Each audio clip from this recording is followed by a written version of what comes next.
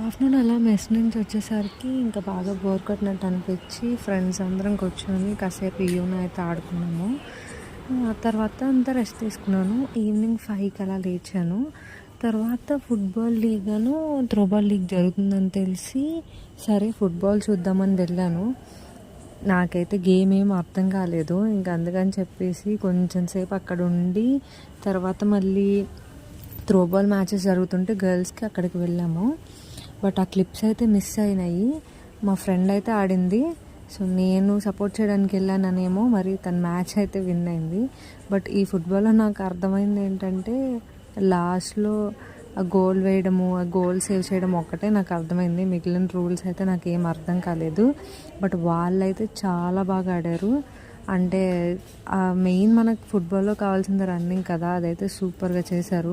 Last clip అయితే add చేశాను, అదైతే చూసాను.